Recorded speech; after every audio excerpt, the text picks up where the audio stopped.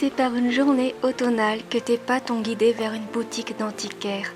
Il y avait cet astrolabe dans la vitrine qui brillait de 1000 feux sous les rayons d'un soleil éclatant. Tu t'es senti happé mystérieusement vers lui. Sans t'en rendre compte, tu étais déjà à l'intérieur à tenter de négocier son prix. L'antiquaire, tout en te toisant, se goinfrait de cacahuètes jusqu'au moment où il se fige et te regarde avec des yeux de détresse. Tu comprends vite qu'il est en train de s'étouffer. Tu réagis promptement et le délivres de l'arachide coincé dans son gosier. Pour te remercier, l'antiquaire te remet l'astrolabe tant désiré à moitié prix. Tu ne le sais pas encore, mais cet objet va te mener vers des contrées en dehors de ta réalité.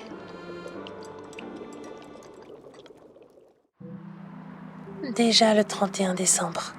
Après une longue journée de travail, tu te décides à rentrer chez toi, afin de te préparer un repas rapide et décider quelle bêtise du nouvel an tu vas regarder du coin de l'œil. Une année de plus où tu vas le célébrer seul. C'est un peu pathétique, tu ne trouves pas? En entrant dans l'ascenseur, tu es trop plongé dans tes pensées pour remarquer que l'astrolabe que tu gardes comme porte-bonheur dans ta poche brille de plus en plus fort. Tu appuies machinalement sur le bouton du 3e étage, sans non plus te rendre compte que le décor autour de toi semble vaciller. Comme si tu te retrouvais entre deux réalités différentes. À l'instant où tu effleures l'astrolabe dans ta poche, l'ascenseur est pris de violentes secousses et s'arrête brusquement, te faisant tomber au sol. En ouvrant lentement les yeux, tu peines à reconnaître l'endroit où tu te trouves. Comment est-il possible que tu sois rentré dans le vieil ascenseur de ton immeuble miteux, mais que celui dans lequel tu te retrouves à présent soit tapissé de velours et richement garni de fioritures dorées du sol jusqu'au plafond? Ah, juste à temps. Madame vous attendait. C'est un plaisir de vous savoir si ponctuelle. Veuillez me suivre, s'il vous plaît. Je comprends que cela puisse vous surprendre, mais je vous prierai de ne point mettre votre ponctualité en jeu. Madame la duchesse répondra à toutes vos questions en temps et en heure. Allons, pressons le pas. Madame, votre invité est arrivé. Oh, merveilleux, merveilleux. Entrez, voyons et asseyez-vous. Votre tenue est très intéressante. Est-ce un costume utilisé pour célébrer l'année nouvelle dans votre dimension? Je vois. Ce sont vos vêtements de tous les jours. Eh bien, c'est un style assez original, je veux dire. Très bien, passons aux choses sérieuses. Je suppose que vous devez vous poser un nombre de questions quant à votre venue ici. Tout d'abord, qu'est-ce que donc c'est ici? Eh bien, nous sommes dans une dimension alternative à la vôtre, une dimension née de l'imagination de quelqu'un. Je vous en prie, regardez donc par la fenêtre. Il doit vous sembler étrange de voir autant de machines à vapeur, calèches et chevaux parcourir les rues de notre ville. La soi-disant société moderne dont vous venez s'est depuis longtemps éloignée de ce genre de technologie. Et pourtant, ceci est notre quotidien et tout ce que nous connaissons. Quant à la raison de votre venue ici, eh bien, notre dimension est instable. Oh, ne vous en faites pas, ce n'est rien de trop grave. Cela arrive à peu près tous les 4 ou 5 ans. En tout cas, ce n'est rien qui ne soit pas réglable avec un peu de bonne volonté des personnes nées dans la dimension primordiale. Madame, il est déjà 18 heures. Nous devrions montrer à notre invité où se trouvent ses appartements, ainsi que lui permettre de se nettoyer et enfiler une tenue plus convenable. Ah, vous avez raison, Mathilda. Que ferais-je sans vous? Cher invité, je ne pense pas vous avoir présenté la gouvernante en chef. Mathilda est la personne dirigeant tout notre personnel. Et c'est grâce à elle que les réceptions dans notre maison sont très attendues et ne déçoivent jamais nos invités. Vous me flattez, madame. Je ne mérite pas tant d'éloges. Je vous laisse la mener jusqu'aux appartements de l'aile Est. Quant à sa tenue, un uniforme des ingénieurs artificiers devrait tout à fait lui convenir, au vu de la tâche qui l'attend ce soir, que je vous laisse également le soin de lui expliquer. C'est entendu. Veuillez me suivre, je vous prie.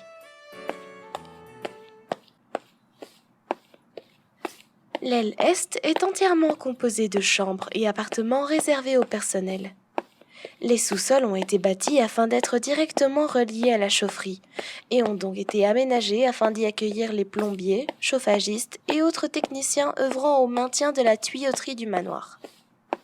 Le rez-de-chaussée étant le plus proche des cuisines et salles de réception, il est naturel pour les chefs et autres membres du personnel de cuisine d'y résider.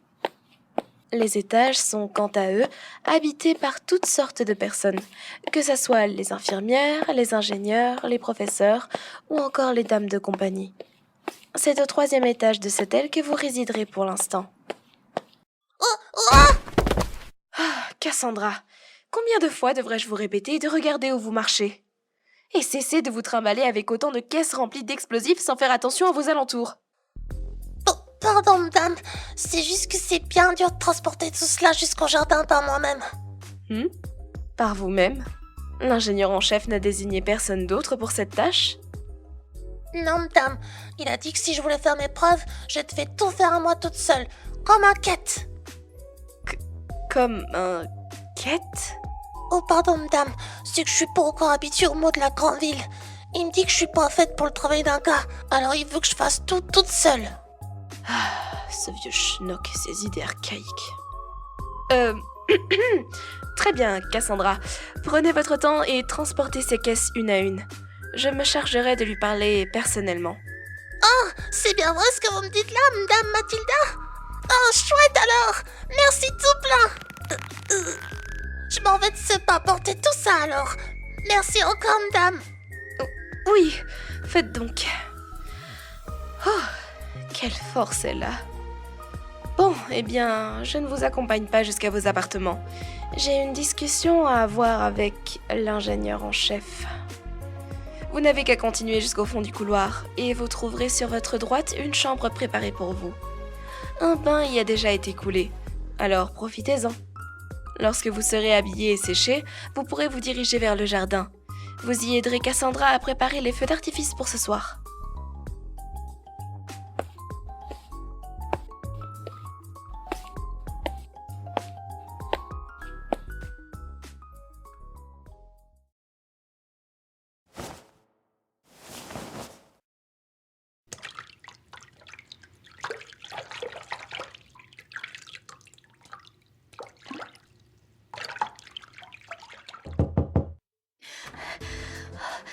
Excusez-moi, je suis vraiment désolée d'arriver en retard. Je suis nouvelle dans ce manoir et je...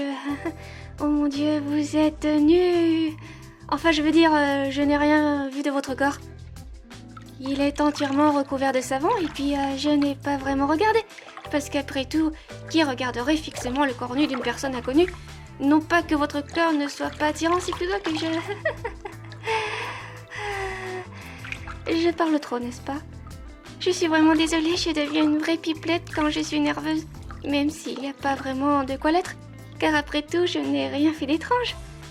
C'est vrai, on m'a juste demandé de vous apporter votre uniforme afin que vous puissiez aller travailler au jardin. Et je vous ai surpris dans votre bain, mais je l'ai pas fait exprès, hein. Ce n'est qu'une coïncidence et puis... Hein ? Oh, vous m'en voulez pas ? C'est tant mieux, je suis rassurée. J'avais peur d'avoir pu vous enfoncer alors que vous êtes bien la personne invitée au manoir la plus importante de la journée. Enfin, c'est sans compter les barons et baronnes, les ducs et duchesses, les commerçants et commerçantes et puis les chefs aussi. Parce que la réception ne pourrait pas bien se passer sans bonne nourriture. Oh, mais les servantes sont aussi très importantes. Parce que ce sont elles qui permettent au plat de sortir des cuisines et d'arriver dans la bouche des invités. Mais alors, le personnel de nettoyage aussi est très important, car sans cette équipe, la salle de bal ne serait pas aussi belle et... S'il vous plaît, ne sortez pas du bain de manière aussi nonchalante. Je vous rappelle que vous êtes nus. Quoi ? Une serviette de bain ? Oui, je viens, bien sûr. Désolée.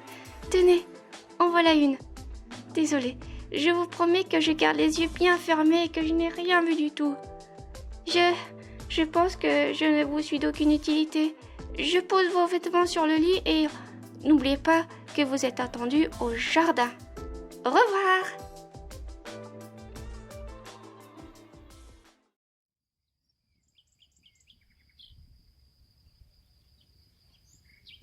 Hé, salut!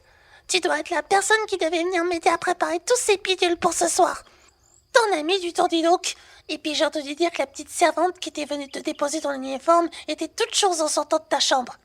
Tu lui as quand même pas fait des saletés, hein? Bon allez, enfile cette paire de gants. On va se mettre à planter les feux d'artifice là où il faut. Pourquoi tu dois mettre tes gants? Bah parce que si ça te pète entre les doigts, au moins t'as une petite chance de garder ta main. Tu verrais ta tête, t'es du genre crédule, hein? Je t'ai fait marcher. C'est juste pour pas mouiller les feux si t'as les mains moites. Allez, porte cette caisse et moi je les plante. Alors, qu'est-ce qui t'amène dans la grande ville? Bah oui, ça se voit à ton comportement que t'es pas d'ici. Hein? Alors c'est à ça que ça ressemble quelqu'un de la dimension primordiale? Pouah, c'est vachement moins impressionnant que ce à quoi je m'attendais. Hein? Justement à quoi je m'attendais? Bon, quelqu'un qui fait 3 mètres de haut, qui a les cheveux aussi longs qu'un fleuve et aussi rouges que de la lave, et avec des yeux qui peuvent vous voir à des kilomètres et vous pétrifier en deux. Du coup, c'est pas que je suis déçu, mais on est assez similaires en fait. Et c'est que ça fait bizarre de se dire que même si on vient des dimensions différentes, on est presque pareil. Voilà, c'était le dernier feu d'artifice à planter. C'est que c'était pas de tout repos cette affaire-là. Mais on a fait un beau boulot d'équipe. Top là. Allez, on a bien mérité d'aller manger avant que la réception commence. Parce qu'une fois que tous les bourges sont dans la salle, il n'y a plus aucun moyen de crapiller un peu de bouffe. J'attends donc de vous un comportement irréprochable et une attitude élégante et distinguée tout au long de la soirée. Me suis-je bien fait comprendre? Oui, madame, merci beaucoup, madame. Je suis super excitée à l'idée de pouvoir participer à mon premier bal. Et j'espère vraiment réussir à servir nos invités et leur laisser une image internissable de leur expérience dans notre manoir. Bonjour, Madame Mathilda. On a terminé l'affaire dans le jardin. Mais ce serait pas ta petite maid? Sa petite maid C'est quoi ton petit nom déjà? Je m'appelle Sky. Et je ne suis pas sa petite maid. Silence! Cher invité, je vous prie d'excuser ces deux jeunes demoiselles pour leur bavardage assourdissant. Je crois voir à la lueur jaillissant de votre poche qu'il va être l'heure pour vous de rentrer dans votre dimension. Déjà? Mais on a même pas pu manger. Au moins, on ne risquera plus de se croiser. D'autres réalités ont certainement besoin de votre aide, et il serait bien égoïste de notre part de vous accaparer pendant une soirée entière. Ouais, rentre bien chez toi, hein. Et si tu vois un géant de 3 mètres, tu peux me l'envoyer? Faites attention sur la route du retour et n'hésitez pas à repasser à Piltover. Bonne chance!